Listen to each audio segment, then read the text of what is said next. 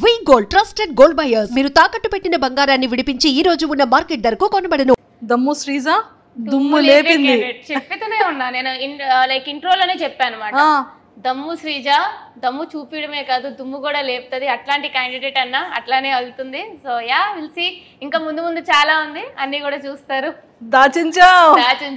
Okay, ఈ software developer కి ఎందుకు బిగ్ బాస్ లోకి వెళ్ళి ఫేమస్ అవ్వాలని ఉంది?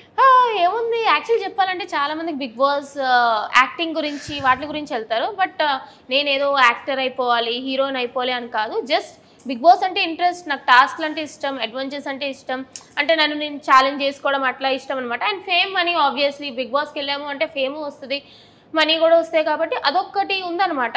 ఎవరు ఎంత దాగిపెట్టినా సరే ఖచ్చితంగా బిగ్ బాస్కి వాళ్ళు వెళ్ళాలి అని అనుకుంటున్నారంటే fame is the main thing. So fame వస్తే మంచిదే కదా, ఎవరికి కావాలనుకోగలరు ఫేమ్ అనేది. So that's the main reason. And also I want to challenge myself. Super. So మొత్తానికి శ్రీజ అగ్ని పరీక్షలకు వెళ్ళేటప్పుడు ఆ అటెన్షన్ ఎందుకు గ్రాప్ చేయాలనుకుంది? నాకు చిన్నప్పటి నుంచి కూడా నేను ఎక్కడుంటే మిగతా వాళ్ళ అటెన్షన్ నా మీదే ఉండాలి అనే మైండ్ సెట్ అనమాట. అంటే లైక్ అటెన్షన్ అంటే నాకు జనరల్గా కూడా అటెన్షన్ ఇష్టం. సో అటెన్షన్ సీకర్ అనుకున్నా సరే I don't think it's a wrong thing. ఎందుకంటే ఇప్పుడు హీరో ఉన్నారు, హీరోయిన్లు ఉన్నారు, వాళ్ళు అక్కడ ఫిలిం చేస్తున్నారు అంటే వాళ్ళ మీద అటెన్షన్ కావాలనుకునే కదా. సో నాకు కూడా అటెన్షన్ ఇష్టం చిన్నప్పటి నుంచి. అండ్ మోర్ ఓవర్ నాకు ప్లస్ ఏంటంటే నా వాయిస్ వల్ల ఆబ్వియస్గా నాకు అటెన్షన్ వస్తుంది. అది మంచిగా అయినా చెడ్డగా అయినా సరే అటెన్షన్ అనేది ఈజీగా గ్రాప్ చేసే మైండ్ సెట్ నాకు చిన్నప్పటి నుంచి ఉంది. ఒరే అంతా ఓకే కానీ పాపంరా శ్రీముఖి గారిని అక్క నువ్వు ఏ థర్డ్ ఫోర్ సీజన్కి వెళ్ళినట్టున్నావు కదా అప్పుడే. అంటే లైక్ జనరల్గా అది అఫెండ్ చేసేలాగా నేను చెప్పాలనుకోలే. నేను జనరల్గా ఏమనంటే తిరిగి ఇచ్చే ఇది ఉంటుంది అక్కడ ఏం జరిగినా. ఒక క్యూట్ పంచులనే ఇచ్చావు, అది చాలా సరదాగా అనిపించింది. బట్ అంత స్పాంటినిటీగా ఎలా చెప్పగలిగావని? మాటలు పుచ్చకాయ కదా, చిన్నప్పటి నుంచి మాటలు అలవాటు టైప్. ఎవరైనా అంటే నేను నోరు మూసుకునే కూర్చునే బ్యాచ్ కాదనమాట, వెంటనే తిరిగి ఇచ్చేస్తా అది ఎవరైనా సరే. సో అట్లా అనేటప్పటికి అక్క అంటే అక్క కూడా అరుస్తూ ఉంటుంది కదా, అక్క నువ్వు కూడా వెళ్ళావు కదా అక్క, అప్పుడే మూసేవారు సో ఇప్పుడు కూడా ముయ్యరు అని చెప్పి ఇట్స్ లైక్ మంచిగానే చెప్పా.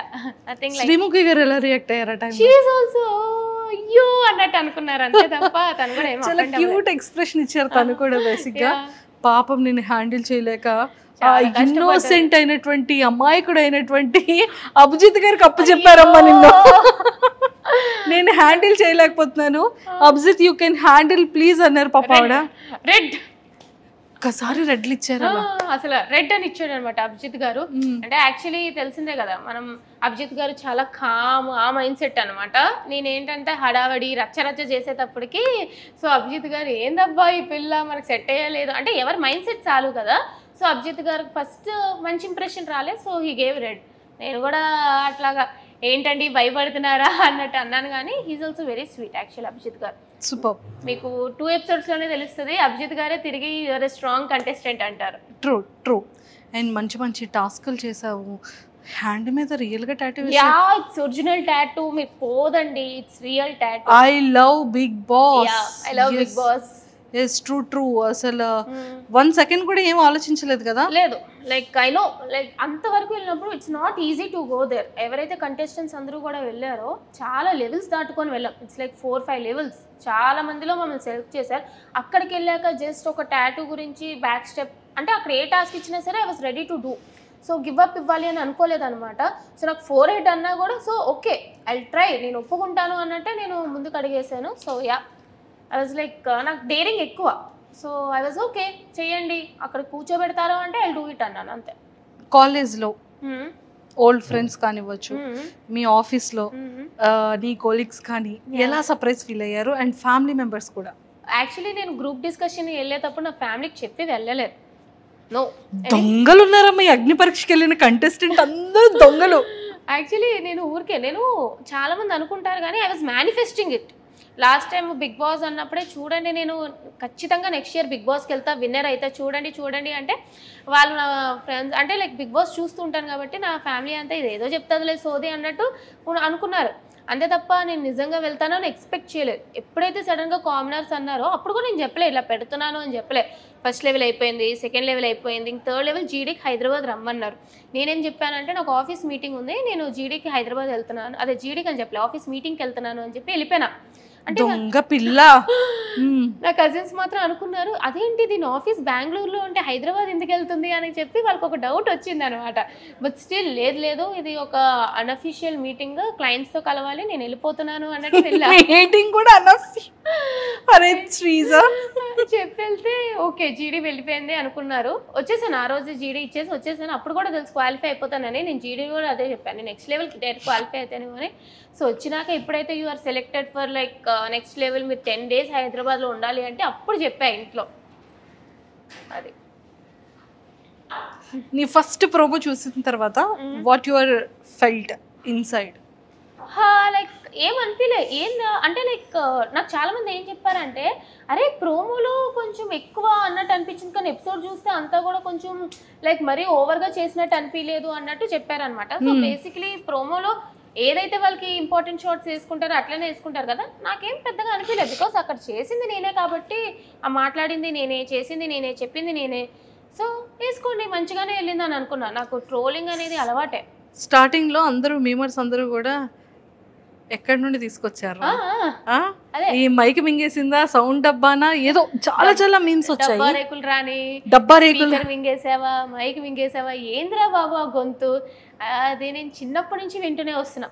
సో నేను అందుకే స్టేజ్ మీద కూడా వాళ్ళు చెప్పకముందే నేనే చెప్పాను, నాకు చిన్నప్పటి నుంచి కూడా దెబ్బ అంటారు, డబ్బా రేకులు రాని అంటారు. సో ఎందుకు అఫెండ్ అవ్వాలి? ఇప్పుడు ఒకళ్ళ మొహం అట్లా పుడుతుంది, పుట్టినప్పుడు నా వాయిస్ ఎట్లా పుట్టాను, నేను మార్చుకోలేను కదా. ఇప్పుడు వాయిస్ అంటే ఏదో అంటే మొహం అంటే ఏదో ప్లాస్టిక్ సర్జరీ చేసుకొని మార్చుకోగలరు కానీ వాయిస్ ఎక్కడి నుంచి మారుస్తా? నాకు మార్చుకోవాలని కూడా లేదు, చాలామందికి నచ్చదు. సో వాళ్ళకి ఏదో నచ్చదని చెప్పి నేను మారలేను కదా. సో ఐమ్ హ్యాపీ, వాళ్ళు ఏమనుకున్నా సరే నేను ఏం అఫెండ్ అవ్వను. ట్రోల్ చేసుకుంటే చేసుకునేయండి అని వదిలేసావు. ట్రోల్స్ అన్ని చూసి నవ్వుకుంటూ ఉంటావా? మీమ్స్ అవన్నీ పట్టించుకోను, మంచిదే అనుకుంటాను. సరే వాళ్ళే, నాకు నేనేం పిఆర్ పెట్టుకోలేదు, ఏం పెట్టుకోలేదు, వాళ్ళే నన్ను ఫేమస్ చేస్తున్నారు, చేసుకోలేను. సో శ్రీజా ఫ్యామిలీ బ్యాక్గ్రౌండ్ ఏంటి?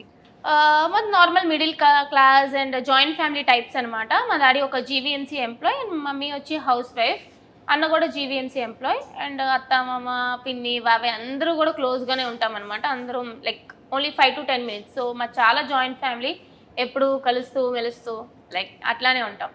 యా, అయితే నేను ఇక్కడ చెప్పాల్సిన ఒక విషయం ఏంటంటే, నువ్వు ఎవరో నాకు తెలియక ముందు నేను నీ రీల్ని ఒకటి ఒక 3-4 times చూసి నవ్వుకున్నాను. ఓకే, గెస్ట్ చేయి ఏ రీల్ అనేది? చాలానే రీల్స్ ఉంటాయి పండగ టైంలో. ఓహో ఇదా, అరిసెలేదా? బావా బావా టింగ్ టింగ్ టింగ్ టింగ్ బావా. నేను నీది చూసిన ఫస్ట్ వీడియో అదే, కానీ అప్పుడు కూడా నువ్వు వైజాగ్ అమ్మాయి అనే విషయం నాకు తెలియదు. ఓహో ఓకే. కానీ నేను నిన్ను అంటే నేను ఎవరో నీకు తెలియకపోవచ్చు, నువ్వెవరో నాకు తెలియనప్పుడు నేను నీ రీల్ నేను అప్పుడు చూసాను. ఓకే, ఫీల్ వచ్చి ఉంటది. ఎస్, అది మంచి వైరల్ కూడా అయింది ఆ టైంలో.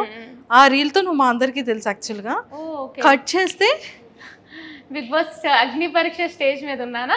అగ్ని పరీక్ష స్టేజ్ మీద, దానికి ముందు కూడా ఇంకొక రీల్ కూడా చూసాను. ఓకే, అందరూ ఒకటే ఇలాంటి డ్రెస్సెస్ వేసుకొని ఎంటైర్ ఫ్యామిలీ అంతా. ఒడియమ్మ వీళ్ళది చాలా జాయింట్ ఫ్యామిలీ అనుకుంటే, ఇదేదో చాలా బాగుంది అని అనుకున్నాను. మా చాలా జాయింట్ ఫ్యామిలీ అండ్ వాళ్ళిద్దరూ కూడా నా కజిన్స్ అనమాట. యాక్చువల్లీ నాకంటే చిన్నవాళ్ళు. సో మేము ఒక 6 members, అమ్మమ్మ సైడ్ 6 members, నాన్నమ్మ సైడ్ ఒక 7 members ఉంటాం. సో చాలా క్లోజ్. సో బేసిక్లీ ఎప్పుడు చూసినా సరే వాళ్ళతోనే ఉంటాను నేను. ఫ్రెండ్స్ అది చాలా తక్కువ, ఫ్యామిలీతోనే ఎక్కువ టైం స్పెండ్ చేస్తూ ఉంటా. సూపర్. సో నువ్వు నీ బ్యాక్గ్రౌండ్ ఏంటి, ఏం చదువుకున్నావు? నేను బీటెక్ ఇంజనీరింగ్, అది వైజాగ్లో కాదు భీమవరంలో విష్ణు కాలేజ్లో చేశాను అనమాట. ఆ తర్వాత క్యాంపస్ ప్లేస్మెంట్ వచ్చింది, ఇన్ఫోసిస్లో వర్క్ చేసా, యాక్సెంచర్లో వర్క్ చేసా, ప్రెసెంట్ ఇంకో ఎంఎన్సీ కంపెనీలో అయితే వర్క్ చేసిన. Complete software developer.